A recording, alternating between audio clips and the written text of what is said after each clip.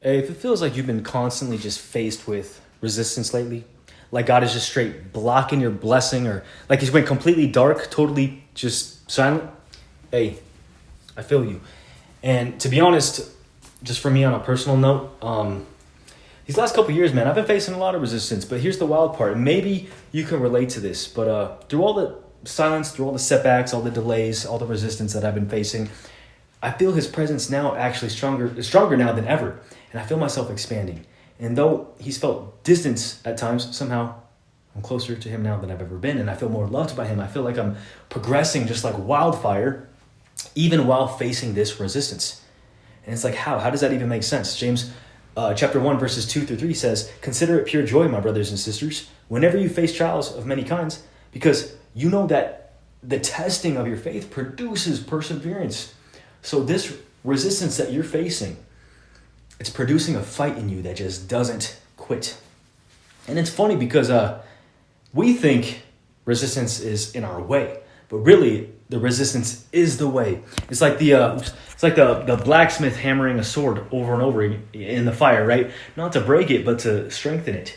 And every strike, every flame, every blow that makes the blade harder, what does it do? It makes the blade harder to destroy. And likewise, this resistance that you're facing is not meant to end you. It's meant to forge you into something that hell can't break, into a man who can smile even when the battlefield is just total chaos, right? You know what this is called? This is actually called the joy of the Lord.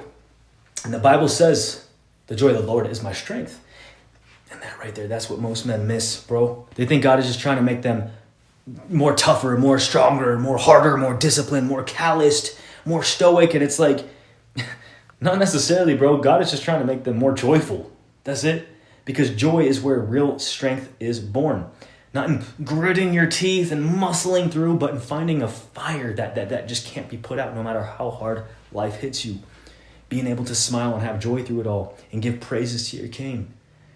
So like James said, why not consider these moments as pure joy? Why not lean into them instead of pulling back and complaining and pleading to God to take it all away? No, man, and I get it. It's hard. It's hard as hell.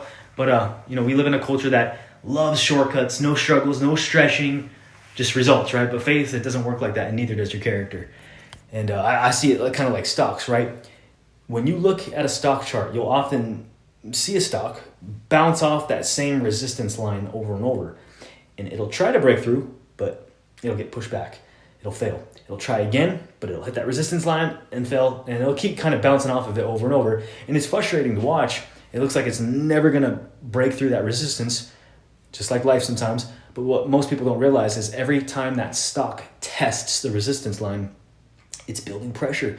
Underneath that surface of momentum is growing. And when that pressure gets strong enough, it erupts past the resistance.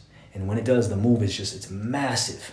Likewise, bro, every time you face resistance and refuse to fold, every time you push back against discouragement, against setbacks, against delays, you're not stuck. You're building pressure for a breakthrough that's bigger than you can imagine. So what you really could say is resistance isn't proof you're losing. It's proof you're getting ready to break out. So the next time you face resistance, don't pray for it to go away. That's like praying for your stock to just plummet to zero, right? Instead of allowing it to test that resistance over and over, allowing it to build that pressure it needs to break through. Remember, every man of God in the Bible faced resistance, right? David faced Goliath, Joseph faced betrayal, Daniel faced lions, Jesus faced the cross, and yet it was the resistance that refined them and made their stories actually mean something to us, right? It didn't stop their calling. It strengthened it. So, hey, appreciate you. Join our free men's Christian community down below. Lock in with us. Catch you on the next one. Peace always.